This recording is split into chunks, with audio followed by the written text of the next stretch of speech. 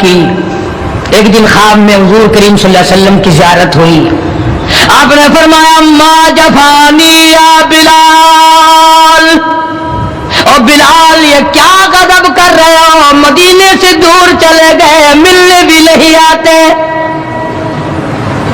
اندازہ لگا اس کا درجہ کتنا بلند ہوگا، اس کے دل میں نبی کا عشق کتنا ہوگا، اس کے دل میں نبی کی محبت کتنی ہوگی، جس کو کالی کملی والے فرمائے تو مجھے ملنے کیوں نہیں آتا. ما جفانی یا بلال، او بلال یہ کیا ظلم کر بیٹھے، اتنے دور چلے گئے، ملنے بھی کیوں نہیں آتے. دوستو ایک مرتبہ پھر سے حضرت قاری حنیف صاحب رحمۃ اللہ علیہ کا بہت ہی شاندار اور عمدہ بیان لے کر حاضر ہوا ہوں. بیان کا عنوان ہے حضرت بلال رضی اللہ تعالی عنہ سے ایک یہودی عورت کی محبت. بیان کو پورا سن کر کے جائیں، انشاءاللہ بہت فائدہ ہوگا.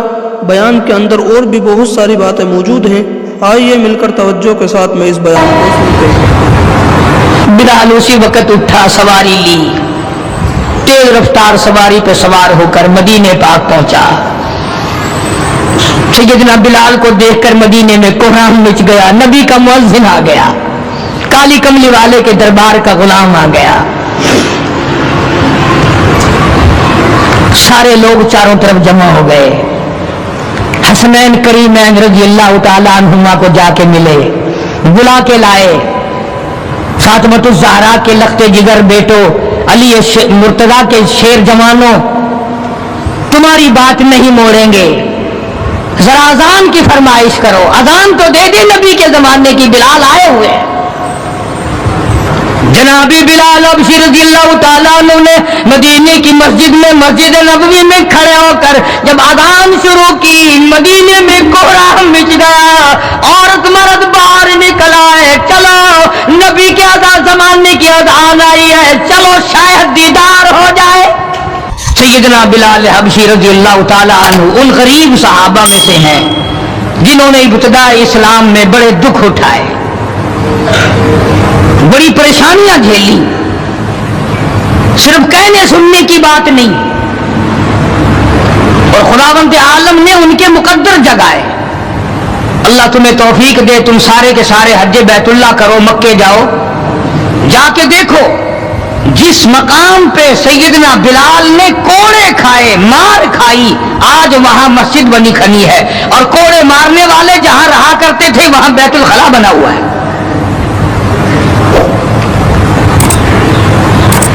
سرکار مدینہ صلی اللہ علیہ وسلم نے فیصلہ کر دیا، جو میرا ہے وہ میرے صحابہ سے پیار کرے گا، جس کو میرے ساتھ دشمنی ہے وہ میرے صحابہ کا دشمن ہے. صاف فرما دیا، من احبہم فبحبی احبہم، جس کو ان سے پیار ہے اس کو مجھ سے پیار ہے. ومن ابغضہم فببغضی ابغضہم، جس کو ان سے دشمنی ہے اس کو میرے ساتھ دشمنی ہے.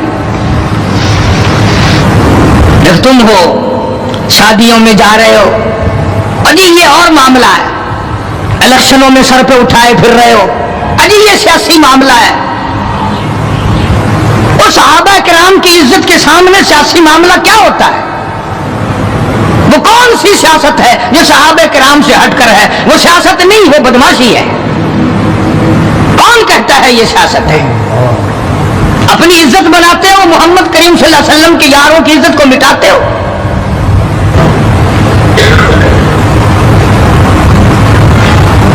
قربان جاؤں ان حضرات پہ، تم تو اب بھی نہیں سمجھ سکے ہوگے میں کن کی بات کر رہا ہوں. او حاجیوں، نمازیوں، تمہیں ساری زندگی میں آج تک خواب میں بھی مدنی کریم صلی اللہ علیہ وسلم کی زیارت نہیں ہوئی. بلال وہ تھا جس نے اپنی زندگی میں لاکھوں کروڑوں مرتبہ حضور کا دیدار کیا ہے. سرکار دو عالم صلی اللہ علیہ وسلم کے گھر کا ساز و سامان لاتا ہے، اور یہ مرتبہ یوں ہی نہیں ملا، ہاں مفت میں نہیں مل گیا. بڑی مصیبتیں اٹھائی ہیں، بڑی تکلیف جھیلی ہیں. امیہ ابن خلف مکے کا بہت بڑا بدماش قسم کا کافر غلام ہے. امیہ ابن خلف بہت بڑا سردار ہے مکے کا، حضرت بلال رضی اللہ تعالی عنہ اس کے غلام ہیں، زرخرید ہیں۔ امام الانبیاء محبوب کبریا حضرت محمد مصطفیٰ صلی اللہ تعالی علیہ وسلم کا دیوانہ پروانہ، جان نثار، جان پہ کھیلنے والا بلال، سرکار کے چہرے انور کا دیدار کیا تو کلمہ پڑھ بیٹھا۔ امیہ ابن خلف کو پتہ چلا، بلال کو مارنا شروع کیا، سارا دن مارتا ہے، لوہے کی زرہ پہنا کر دھوپ میں سارا دن لٹائے رکھتا ہے، گرم ہو جاتی ہے، بدن جل جاتا ہے، سارا دن نمبر وار پٹائی کرتی ہے۔ شام کے وقت سیدنا بلال رضی اللہ تعالیٰ عنہ کے پیروں میں رسے ڈال کر مکے کے لڑکے گلیوں میں گھسیٹے پھرتے ہیں۔ جس گلی سے گزارا جاتا ہے عورتیں پوچھتی ہیں کیا بات ہے، نوجوان پوچھتے ہیں کیوں مارتے ہو، مارنے والے جواب ایک دیتے ہیں، غلام امیہ ابن خلف کا ہے، کلمہ کالی کملی والے کا کیوں پڑھتا ہے؟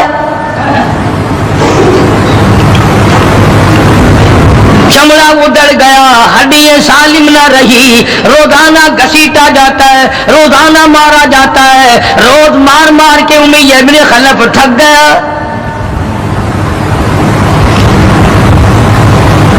خود بھی دوسرے لوگ بھی امداد کو آتے ہیں کافر کی۔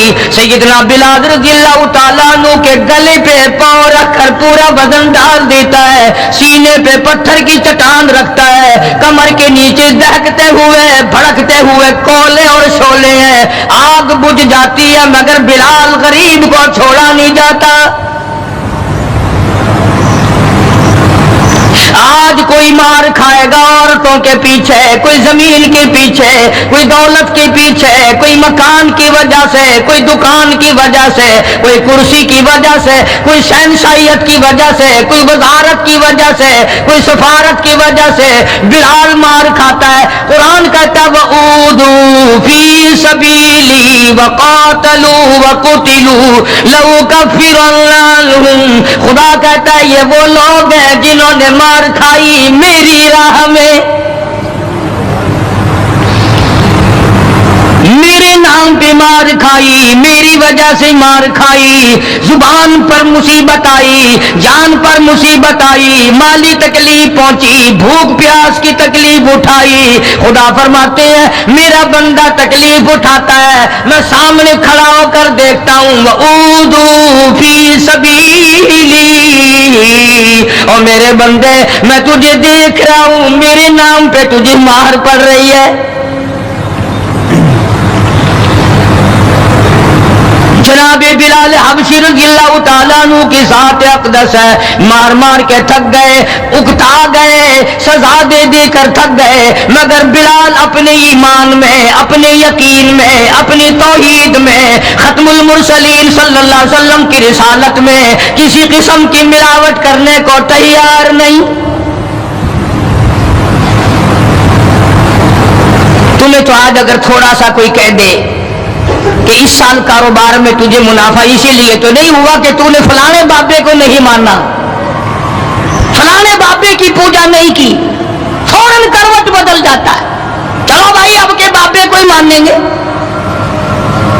یہ وہ بلال ہے جو کسی بابے کو نہیں مانتا، کسی قبر والے کو نہیں مانتا، جو کسی اونچے نیچے کو نہیں مانتا، کسی بڑ کا پجاری نہیں، پیپل کا پجاری نہیں، کسی کھوہ کا پجاری نہیں، کسی جنڈی گھنڈی کا پجاری نہیں، کسی درخت کا پجاری نہیں، چاند سورج ستاروں اور پانی کا پجاری نہیں، وہ صرف ایک اس کائنات کے مالک کا پجاری ہے جو خداوند عالم کی ذات ہے، مار بھی کھاتا ہے۔ قریب سے جناب ابو بکر صدیق رضی اللہ تعالیٰ عنہ گزرے، مار پڑ رہی ہے، اس قدر مارا، گلے پہ پاؤں رکھ کر دبایا۔ ابو بکر صدیق رضی اللہ تعالیٰ عنہ فرماتے ہیں میری آنکھ نے دیکھا بلال کی ایک بالشت زبان باہر لٹکی ہوئی تھی۔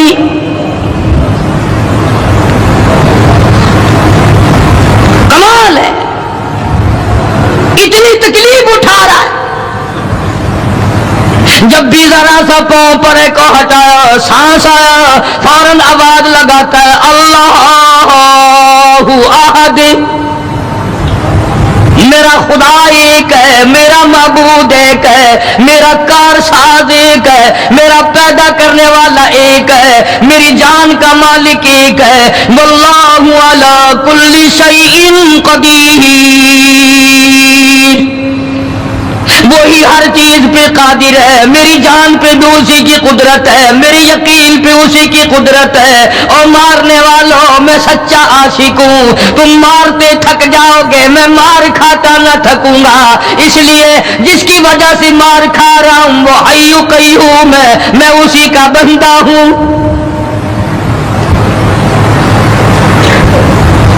جناب ابو بکر صدیق رضی اللہ تعالیٰ عنہ نے گزرتے گزرتے کان میں بلال کے یوں کہہ دیا، آہستہ اللہ کا نام لے لے، تجھے بڑی سخت مار پڑ رہی ہے، اللہ کا آہستہ نام لے لے۔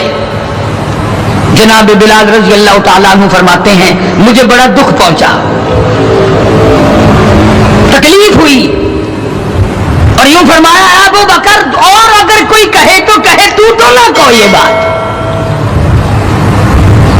انہوں نے کہا میں تیری تکلیف دیکھ کے کہہ رہا ہوں، تجھے صدمہ بڑا پہنچ رہا ہے، تجھے تکلیف بڑی پہنچ رہی ہے۔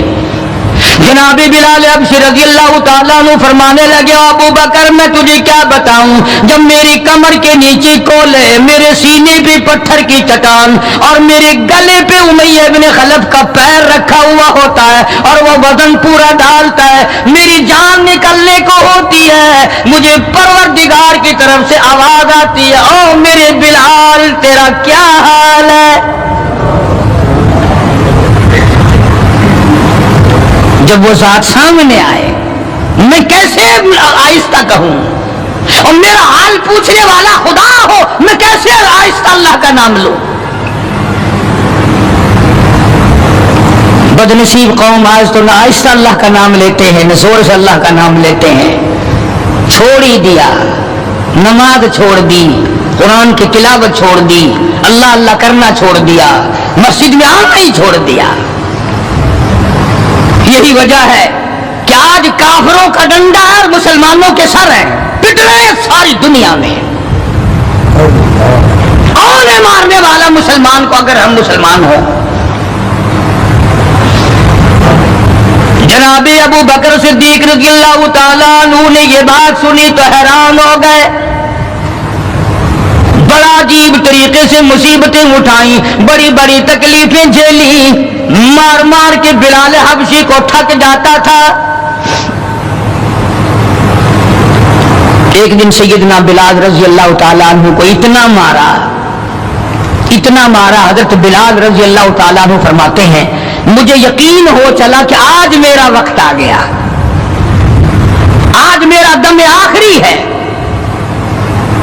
اندازہ لگاؤ کمر کے نیچے دہکتے ہوئے کولے اور شولے، سینے پہ پتھر کی چٹان ہے اور کوڑے مار رہے ہیں، اور گلے پہ پاؤں رکھ کر کے وزن ڈال رکھا ہے۔ تھوڑا سا سانس آیا، بلال نے اپنے پروردگار سے التجا کر دی، کہتا اے خدا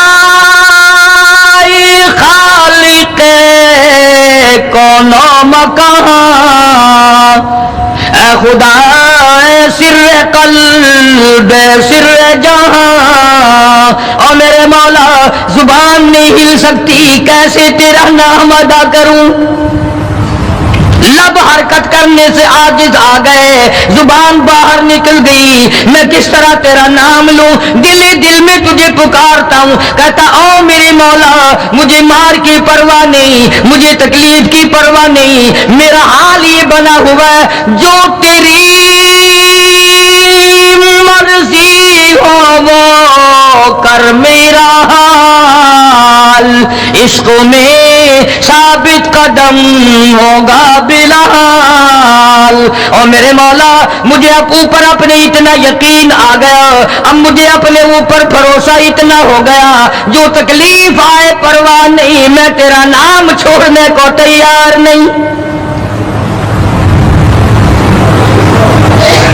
چاروں طرف طرف کافر بیٹھے ہیں، حضرت بلال رضی اللہ تعالیٰ عنہ کی رگ رگ میں کانٹے چبھو رہے ہیں، طرح طرح کی ایذائیں دے رہے ہیں. کہتا ہے ہر رگوں ریشوں میں کانٹے چبھ گئے، اور جس قدر ہو سکے ایذائیں دے مجھے، میں بے پرواہ ہوں اس بارے میں تکلیفوں سے تیرا نام چھوڑنے والا نہیں.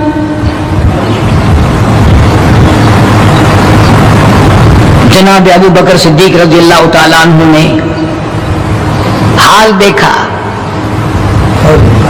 آج کا دولت مند رات دن سوچتا ہے دوسرا کارخانہ کس طرح سے لگاؤں، کاہے کا لگاؤں، کہاں لگاؤں، دوسری فیکٹری کہاں لگاؤں، دوسرا کاروبار کس طرح پہ بڑھاؤں. یہ مکے کا دولت مند تاجر ہے جس کا نام ابو بکر صدیق ہے رضی اللہ تعالیٰ عنہ. یہ مکے کی گلیوں میں اس نیت سے چکر لگاتا ہے کوئی مصیبت زدہ مسلمان ہوگا تو دولت خرچ کر کے اس کو آزاد کراؤں گا. امیہ ابن خلف سے صدیق اکبر نے پوچھا رضی اللہ تعالیٰ عنہ کہ یار تم مار مار تھک گیا، اسے بیچ لے. غلام تھے نا حضرت بلال، اسے بیچ لے. امیہ کہنے لگا کہ خرید لو بھائی. تو امیہ ابن خلف کافر نے بڑے پیسے مانگے. صدیق اکبر رضی اللہ تعالیٰ عنہ نے اسی وقت فرمایا کہ چل کے لے لو اپنے پیسے. امیہ جو مکے کا سردار تھا کہنے لگا ابو بکر میں تو تجھے بڑا عقل مند سردار اور ہوشیار تاجر سمجھتا تھا، آج پتا چلا تجھے تو عقل ہی نہیں. جناب ابو بکر صدیق رضی اللہ تعالیٰ عنہ نے پوچھا کیوں؟ وہ کہنے لگا یہ تو میرے ناک پہ لڑا ہوا ہے، مار مار کے میں تھک گیا، دوسروں سے مروا مروا کے میں تھک گیا. اندازہ لگاؤ اور اپنے ایمان کا بھی پتہ کرو، سارا مکہ مارنے والا اکیلا بلال مارے کھانے والا. کہنے لگا یہ تو میرا درد سر بنا ہوا ہے، اگر تو یوں ہی کہتا نا غلام مجھے دیتے میں تیرے متھے مار دیتا. تو انہیں اتنی بڑی رقم دینی کر لی، یہ کوئی تیری عقل مندی ہے؟ کہاں یہ سر پھرا غلام جو کسی کام کا بھی نہیں، رات دن مار کھاتا ہے، اور اتنی بڑی رقم دینے کے لیے آپ آمادہ ہو گئے. جناب صدیق اکبر سبقت رضی اللہ تعالیٰ عنہ نے فرمایا امیہ میں بھی تجھے مکے کا سردار سمجھتا تھا، آج پتا چلا تو پرلے درجے کا گدھا ہے. انہوں نے کہا کیوں؟ کہ وہ اس لیے کہ ہو بلال اور قیمت یہ مانگی تو نے، بلال جیسی ذات ہو اور قیمت یہ مانگی. اگر آج پوری دنیا کی دولت تو مانگتا اور میرے پاس ہوتی میں اپنی جان دے کر کے بھی بلال کو خرید کے آزاد کرتا. چنانچہ خرید لیا، آزاد کر دیا، دربار رسالت میں پیش کر دیا. جناب حضرت محمد الرسول اللہ صلی اللہ تعالی علیہ وسلم کو پیار آیا. اندازہ لگاؤ بلال کے زخموں کو دیکھ کر آقا دو عالم صلی اللہ علیہ وسلم کو رونا آ گیا. اسلام کے لیے مار کھائی، ایمان کی وجہ سے مار کھائی، اپنے یقین کی وجہ سے مار کھائی، کوئی شخصی غرض نہیں، کوئی دنیاوی غرض نہیں. جناب رسالت مآب صلی اللہ تعالی وسلم نے اللہ پاک نے اس کا پھل یہ دیا بلال کو، اس کا معاوضہ یہ دیا کہ دربار رسالت میں مؤذن بن گئے. اذان دینے کی جو ڈیوٹی تھی، منصب تھا، وہ حضرت بلال کو ملا رضی اللہ تعالی. جناب مدنی کریم صلی اللہ تعالی علیہ وسلم کی گھر کے خرچے اخراجات سودا سلف لانے کی ڈیوٹی حضرت